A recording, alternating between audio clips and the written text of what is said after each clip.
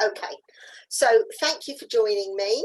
And I know it's a little bit early this month, but I've got a really busy week next week, and the full moon is on Monday. And actually, before I forget to tell you, on Monday, I am doing a talk with Awaken the Goddess, and we're talking about, it's called Unveiling the Mask, and it's a free event, and I can share the details with you later. But if you go onto Facebook and look up Awaken the Goddess, or if you go on Eventbrite, you will also be able to find it. And we're talking about unveiling the mask and how it's been with COVID, and how you feel about your mask and the mask, and whether it's relating to you on a negative or a positive way, and all aspects surrounding that. So it's a cultural thing as well. So we're going to be talking about the whole thing, and that conversation is being shared with Samina and a lovely lady called Sarah Wheeler, who's a yoga teacher, and she's just written a book on psychology or something. I can't quite remember, but sort of trauma and that kind of thing. And a lovely lady called Kathy Rowan, who is an amazing lady as well. They're all amazing. And she is something to do with tantric and tantra. She's a really amazing lady. So we're all going to be discussing that with everybody. So if you do want to join in, then that is on Monday evening, and I think it's at 7 o'clock, but I might be wrong. But I can send you those details, and it is a free event. And we did this a couple of months ago, a different conversation, but it was also relating to it's about patriarchy, really, that conversation. It was an amazing conversation. So yeah, please join us if you would like to. So anyway, back to today. So we're on our April hormone inspiration, and today I drew the cards early, and there are 42 cards in the pack, all right? And the cards that I pulled for this month are protein for fertility and for hormone health. And also we're going to be talking about the sun and its relevance. And here is a beautiful card that Sam, who some of you already know, has drawn for me from the Oracle card pack. And these are available to buy if you want. But we're going to be talking about the sun and how that makes you feel and what that does to your hormones. And then the plant that I am introducing this month is the primrose, which I absolutely love. So, and we're going to be talking about its benefits and how that can support you with your hormones as well. I am recording this. This will go on my websites, and although I haven't put everything up on my websites already, the information will be there, because I've got a lovely, lovely recipe for you as well, which is going to be dandelion and primrose salad. So we're going to be able to add more things in, and actually let's just start with primroses now, because I'm all excited about them. So anyway, so I've been out in my front garden today, and just now, and I've just picked a few. And actually you don't have to pick them, you can just gently pull them, and then they come away, and you can eat them. And you can also eat the leaves as well. And you need the young leaves just as they're sort of unfurling. And they're really beautiful. And actually, one of the reasons that I really love primroses are because my mum was called Natalie, actually, but she was one of a twin. And her twin was called Primrose. And Primrose died when she was very young. And basically they were born on Primrose Day on April the 19th. Not that I knew anything about what Primrose Day was until actually earlier today when I looked it up. But so primroses were always like really important in our lives, and whenever it came to my mum's birthday or anything, she always wanted to have primroses, because it was all about remembering her sister as well. And it was all about the welcome, and they're so light and they're welcoming, and it's all about April and Easter and the bank, they're always on the banks, aren't they? And it's all about renewal, and they're just such happy little plants. I really love them. So when I moved to Stroud, I was really happy when I found that they were in my garden and in my front garden as well. So that was a real little treat for me. And they're out and about in Stroud everywhere at the moment. And there's such lovely, lovely plants. And also they do so many goodies for us. Now I'm going to refer to my notes because you know what I'm like. I'm fine, I know this, but when I'm actually being recorded, I get my words all muddled up. So when I was working with the primrose earlier, it said to me, I am the spring, the essence of life, helping you to start anew and step forward. And that's it, you know, that's so primrosy. It's so primrosy. And they connect with the planet Venus, and they also connect with the goddess Freya, who was a Nordic goddess. And she was quite a fiery old bird, actually.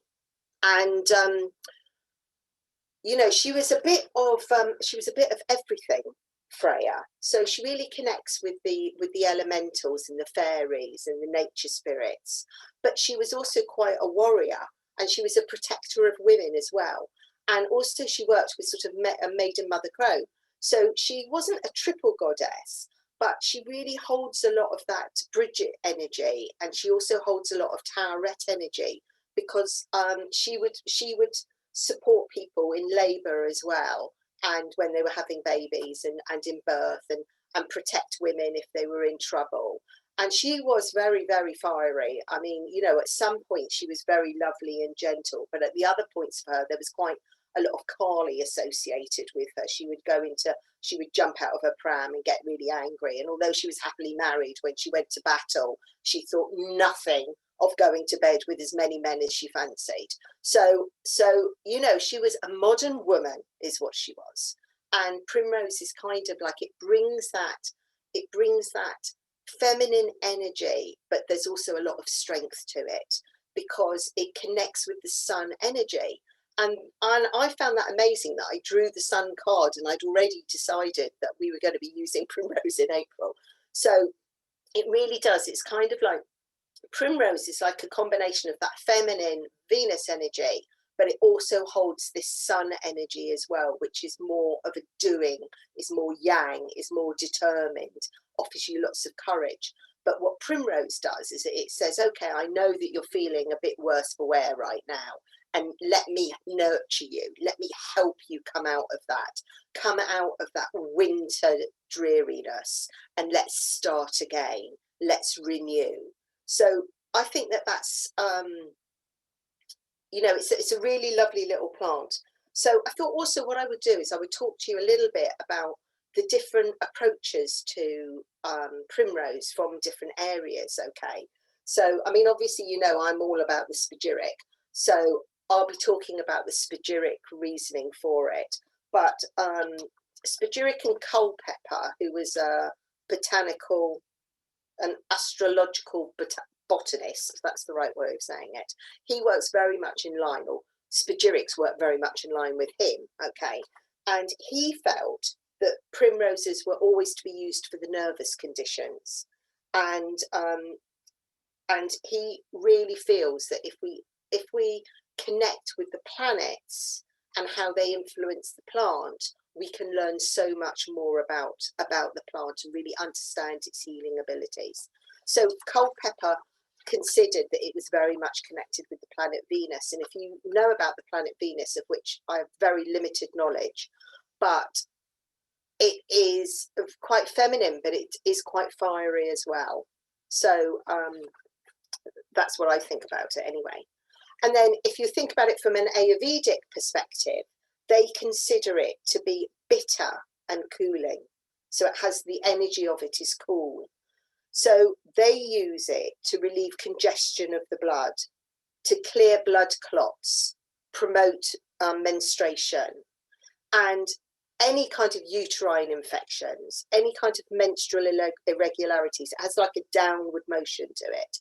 And they also use it to help calm, it's a calming plant, okay? So it really helps with anxiety, anger, and irritability. And from the Ayurvedic perspective, that's what they would use it from. And then if you use it as a flower remedy, Interestingly, America and the UK use it very differently.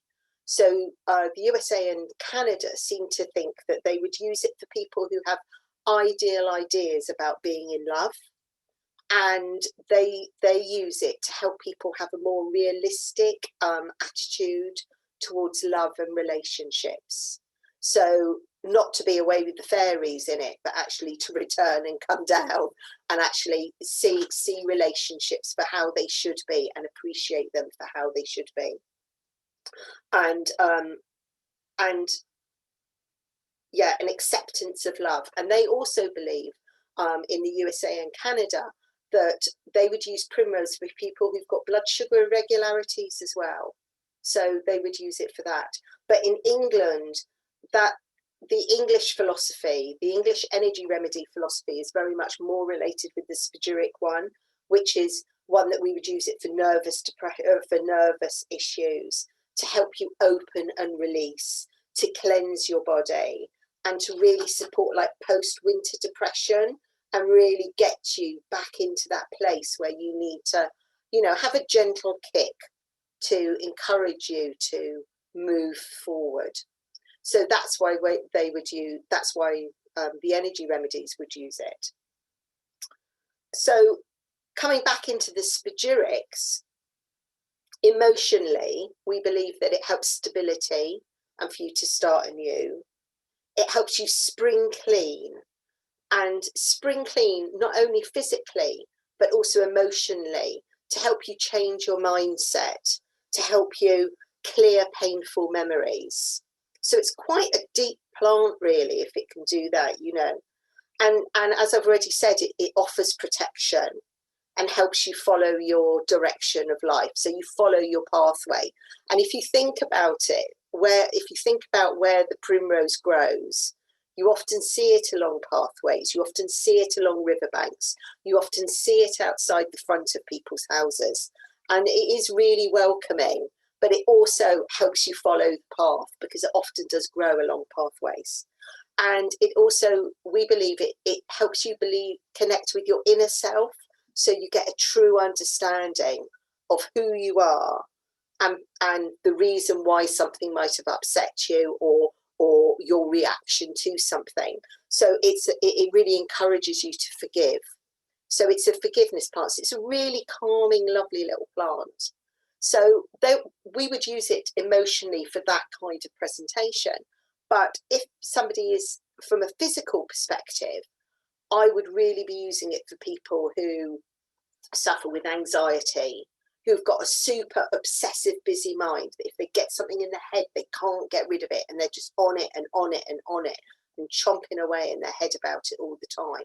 For people who get tension headaches, especially if it's band around the head, anything that's associated with the right side of the body. So if they get spasms on the right side of the body, if they get headaches down the right side, if they get IBS when they're ill, you know, if they get that fluctuating thing, if they get sleep issues, all of those kind of things, if they get itching on the right side of the body, we would also use it. So it strengthens the nervous system, the heart, the lungs, and the skin. It's a great overall cardiovascular tonic. So it helps detoxify, great for sleep disorders, because again, it's really calming. And the reason it's really calming is that it's got high antioxidants. So it's very good at getting rid of inflammation in your body, but it also has salicylates in it. And that's something that we get in aspirin and stuff like that. So we know that it's sort of pain relieving and very calming. So you would use it for anything with regard to somebody who's nervous, any kind of nervous origin at all. And it's also very good. You can use it as a decongestant. So one of the ways that you could use it right now, especially if we're coming into hay fever season as well, is that I would mix it with honey and make it a syrup with honey, and then drink it or eat it, because we would use local honey now to support hay fever, because we're coming into that season. But we could also use it for You could also use honey to stop you itching on your skin. It's really good for eczema and dermatitis and all of those kind of things. And that's kind of a bit of a weird thing for me to say, because for some people, when you touch the leaves, it can make you react and get itchy, you know, like tomato leaves. Well, tomato leaves do that to me. So it can have that effect on people. But actually, if you use it on your body, it has the opposite effect. And one of the best ways to do that is by using it as a poultice. So you would eat the leaves, chomp on the leaves, don't eat them, sorry, just mix them up in your mouth with the saliva and some flowers, and then make it into a ball, and then place it onto the area that causes you problems. And it is actually really good for that, okay? So if you've got mucus and abundant cough and you've got respiratory issues, you might make it into a honey syrup or something. If you have bad skin, I would maybe use it more as a poultice, okay? And if you've got acne rosacea from hormones, then I would use a spagyric tincture, and I would use that as my facial tonic because it's really brilliant for that. And if you've got any aches and pains, then again, you can use it as a poultice, or you could use it as a compress, or you could use it as a tea. You could make a tea with it, but you could also make it as, put it in the bath with some Epsom salts or some oats or something to really calm and stop restless legs and that aching of joints. Because again, remember, it's got this sort of aspirin effect to it, so it takes away pain and the inflammatory process. And also, if you've got urinary tract issues or you've got any menstrual irregularities, obviously you can take it as a tincture, you can drink it as a tea, but you could also use it as a veggie steam. You know, you could just boil up a whole load of primrose. I would tend to only use the leaves and the flowers rather than the root, although they do use a lot of the root in normal medication for rheumatism and arthritis. It is an ingredient in that, so you can use the root. But I would say at this time of year, I personally would tend to use the upper half of the plant, so you're not actually killing the plant off at the moment, you're not taking its vitality away. So you can use it for other things as well. Oh yeah, gout, that's another thing it's really good for. So again, you might want to make a compress or something like that for it. So I would suggest this month, this moon cycle with primroses, then either get yourself some primroses and put them in your garden so that you can connect with them. You might want to meditate with them, and I am going to record a meditation for you guys, and I'll add primroses into it as well, but it's relating to the sun, okay? So you could meditate with it, you could draw it, of course, you can eat it, and again, you know, I've said do the leaves and the flowers. Great for if you're making salads and stuff like that.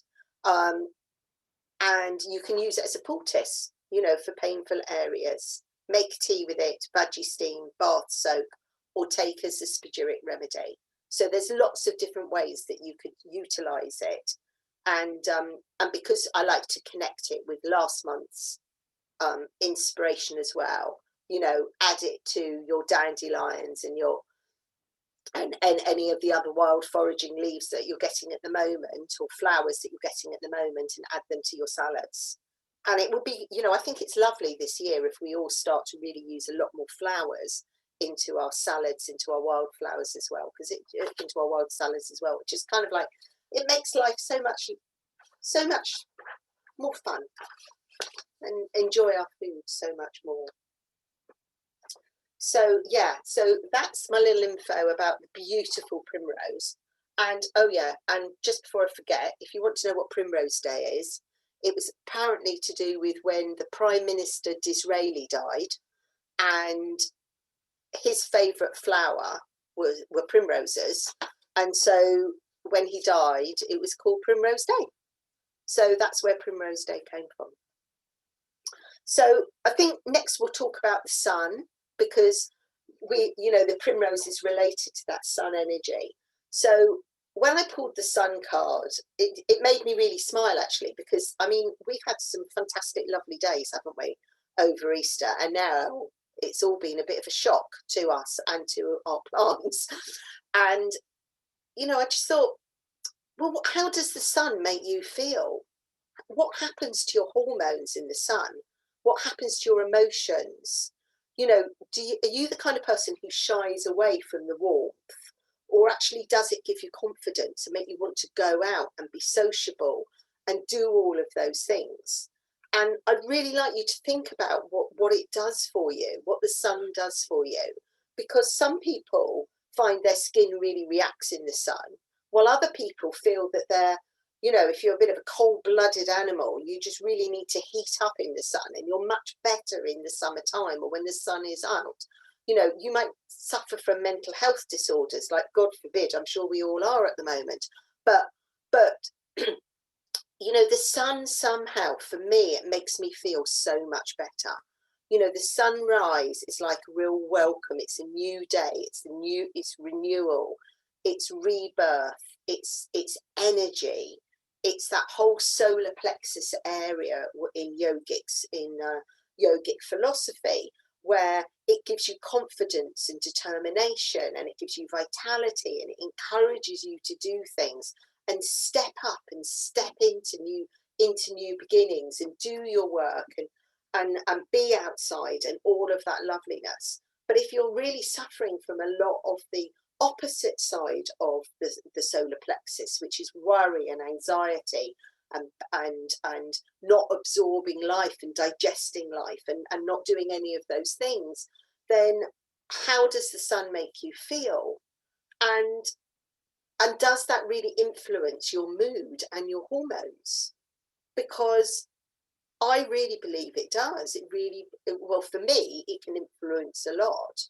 And I know that I'm always a lot more energized if the sun is out. I want to be out there and doing things. And I feel much lighter and happier, like the primrose. So, you know, and then we have to think about vitamin D. And what's vitamin D doing to your body right now? And have you got enough? And, you know, we know that vitamin D really influences your liver. It really, you know, we hold it in our liver. It's a fat pro-hormone vitamin, okay? So it likes to live in fat tissues. We've got it in our uterus. We've got it in our ovaries. We need it for sperm health. We need it we carry it in our liver. You know, our liver holds estrogen. It's a really important vitamin to be able to support hormonal balance. It's a really important vitamin to be able to support mental health and depression, because it keeps your dopamine up and it maintains your serotonin level.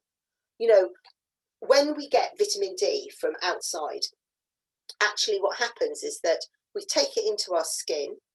We then take it into our liver, where it changes, goes into our kidneys, where it also makes another change, chemical reaction. And from that, then it starts to help with the estrogen production and the estrogen support. So, I mean, these are just a few things that that vitamin D does to our hormones. And it is so important. We really need it. We need it for our bones. We need it for our mineralization of our bones. So, and we can't just absorb it simply, because unfortunately these days what happens is that we all wear sun SPF, because it's in everything. We wear hats, we wear glasses, we wear gloves, we wear shoes. You know, if you were gardening and it was a nice day, like probably this afternoon, despite it being cold, we would still be able to absorb vitamin D, but we wouldn't, because we would be all covered up. We would be wearing a hat, we would be wearing glasses. And actually one of the best ways to absorb vitamin D is actually through our eyes. It's really good for our eyes. So this month, I would really like you to think about your vitamin D. You know, maybe you need to get it tested to see whether you've got enough. Maybe you need to just be outside every day for 15, 20 minutes without any SPF on at all, and just hang on in there and make sure that you've got part of your body showing out, you know, showing to the sun, so that you can start to absorb it. It's really important. You can absorb up to 20, oh, hang on, I wrote it down, wait a minute. I should tell you exactly. I've forgotten now, you see, because I'm getting so overexcited. Right, okay.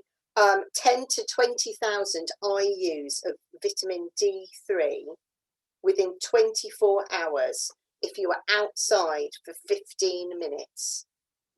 That's amazing, isn't it? It's amazing. And if you eat a completely fat-free diet, how are you going to be able to absorb that in your body? You need it more than that, okay? So you need to eat some fat with it. You need to be able to be outside. You need to be able to really consider your vitamin D levels, okay? Because it has all of these amazing, amazing functions. And we also know that it helps us with our immunity. And I'm not going down that route tonight, but we also know that it helps with things like multiple sclerosis. And we also know that actually women with hormonal problems, if they have low vitamin D, they are far more likely to have menstruation and fertility issues. So your reproductive health is absolutely vital. And, you know, if you are post-menopause, your uterus is not doing the same thing as it did when you were having regular bleeds. And so you're not going to be carrying the amount of vitamin D in your uterus, because it's in your lining, as you would normally. You wouldn't be able to do that because obviously it's not growing and then being released every month. So it's really vitally important, so good. And it's also very important for adrenaline. So it's very important for people who suffer with histamine issues. It's really important for people who suffer with autoimmune issues or for adrenal stress. So, you know, I personally think that we probably use, I mean, I can't prove this is just my personal opinion, but I think that we may use vitamin D the way that we use magnesium. I think that we may need to use more and more, need it more and more and more, dependent on our lifestyle and dependent on our stress levels. Because, you know, women chomp away at magnesium all of the time. You know, it's a very high, we need it a lot. It's a good mineral for us to have, especially if we suffer from quite stressful lives, whether they're emotional or physical or whatever. And I do have thought about that, about the vitamin D as well. So I'm going to be recording a meditation connecting with the solar plexus and the primrose as well, and the yellow energy of the sun. But I would really like you this month to make sure that your vitamin D levels are right, address it if they're not, and try and make sure that you go outside every day. And also track your hormones and your moods with the daylight and see whether you're being influenced by that. Because I think for a lot of people, we are, a lot of women are, and I'm sure men are too. Okay, so finally, I'm just going to talk about protein. And when I pulled the protein card, it says, you know, are you including enough protein in your diet? But I actually think that for a lot of people these days, particularly because the keto diets and the hunter-gatherer diets are so popular, that we're probably eating too much protein and maybe not the right sort of protein. Because if you're a big meat eater, you know, it will make you very acidic at cellular level. And actually, vegetarian forms of protein would be a really good idea for you to think about. And so that's where we're going with it this month. I really want you to think about and work out what kind of proteins you're eating and how much of them. Because if you're a vegetarian, you know, well, in my clinical practice, I seem to see either people who don't eat nearly enough protein, or they're completely the opposite and they're eating way too much protein. And somehow we just need to get that middle ground.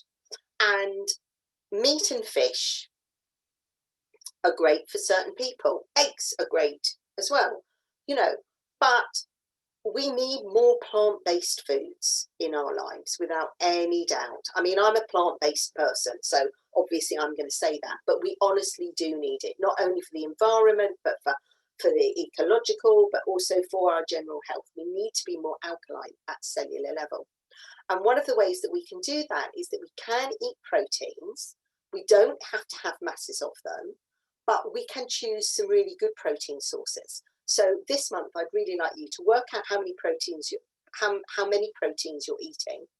Also, the size of your plate with its protein, because so many people, like at least half their plate is protein based. Well, actually, it really probably needs to be just a fistful with each meal. So just kind of, I'd like you to really be aware of that. And if you're a big meat eater, try and change and rotate some of your meals. So I've got some ideas here, okay? And so beans, legumes, split and green peas, chickpeas, navy beans, black beans, kidney beans, pinto beans, lentils, butter beans, all of those, you know, they're really easy to come by. You can buy organic tinned. You can use them dried as long as you soak them. You can use the vacuum packed ready to eat ones, okay? If you're a meat eater, when you're making a cottage pie or something, halve the meat, include some lentils. That would be a really easy thing to do, okay? So also, if you're having a salad, add some butter beans or add some kidney beans, all right? That would be really good. Make sure you're eating enough nuts and seeds. You know, there are so many. A lot of people go, oh, I don't like nuts because they're too fattening. No, they're not that fattening. Or they might say, I can't eat them because I've got gut health issues, diverticulitis. Yes, you can eat them, but maybe you need to grind them at that point. Maybe you need to actually always soak them. They're great when you eat them with fruit, because nuts and fruit go together really well. You know, obviously, if you've got a massive yeast issue, nuts may be a problem, but if you, again, soak them, they would be okay. You can blend them in your smoothies. You can add them to your juices. It's really simple things that you can do. You know, I'm always recommending people to do seed rotating when you're using sunflower and pumpkin seeds to support your cycles. So a very, very easy way of utilising them, add them to your salads, add them to your foods, put them on top of your soups. And now, really, this is a fantastic time for you to really think about sprouting your own seeds, because they are so protein dense. They're amazing. They're absolutely amazing. You just put them on your windowsill, sprout away, add them to everything. They're fantastic. You know, if you really hate doing things like that, there's a company called Tonic Attack, and they sell the most fantastically brilliant broccoli sprout juice, and it's so good for you hormonally. And they also sell wheatgrass, which is also really protein dense. But actually, you know, sprouting seeds yourself and eating a living food, which is really amino acid, nutrient dense, is really the way to go. And, you know, you can go and buy some bio snacky or whatever it is, and just, you know, they've got ready mixed ones. And also you can often buy them fresh anyway from the supermarket. And you can buy lentil ones as well. You know, so really add them to your foods this month. And then you can also think about the ancient grains, things like red or brown rice, really good, particularly if you're having beans with it, okay? You can use spelt and millet and quinoa. They're again, really good ways of getting proteins with B vitamins in. And although people think of them as carbs, which they are, they're also proteins. They're a bit of a double whammy. So you can add those in as well. They're really good. And then you could also think about soya, which is always really contentious, but, you know, using tofu, using tempeh, eating edamame beans, using miso if you're making soups. All of those ways you can really help increase your protein intake, and you wouldn't even think that they were proteins. So that's why I'm saying so many people are eating a lot more protein than they realize, because you know, we're eating it without knowing that we're doing it. But these ways you will be eating really healthy ways of eating proteins. And then also seaweed and sea vegetables, absolutely loaded with protein and also loaded with iodine, which is fantastic for for hormones anyway, particularly the thyroid. So spirulina, wheatgrass, you know, all of those, absolutely fantastic. There's one beginning with W, which I can never say the name of and always forget. Waka Wadami, something like that. So, you know, try that. Why don't you try and make your own sushi, you know, using brown rice, using seaweed or nori or any of those kind of things. See what you can do. It's quite protein dense. You can add some fish if you want, or you could put an egg in it if you want, or you could just have, you know, a vegetarian format of it. And, you know, my personal opinion is I really don't think that people need to eat meat and fish the amount that they do. So it's about getting the right balance for you. Okay, we're all different. It's going to depend on your blood type. It's going to depend on all sorts of things. But give it a bash this month and see what you can do. You know, what can you add into what vegetarian or vegan forms of proteins, and particularly living foods, can you add into your diet this moon cycle, and what can you release? You know, maybe you only want to eat meat every other day, or every 3 days, or every 4 days if you're a meat eater. Maybe you do want to eat, you know, maybe you're vegetarian, in which case really think about your protein sources and how you're having them.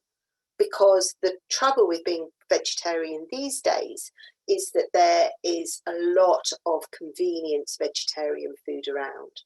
And it's very, very easy to get into that Quorn life or into that beyond meat life. And actually, it's important that we can really hold it back and keep it in balance and really understand what your foods are providing you with. So that's my plan for this month, this moon cycle. You don't have to do all of it. It might just be that one part resonates with you.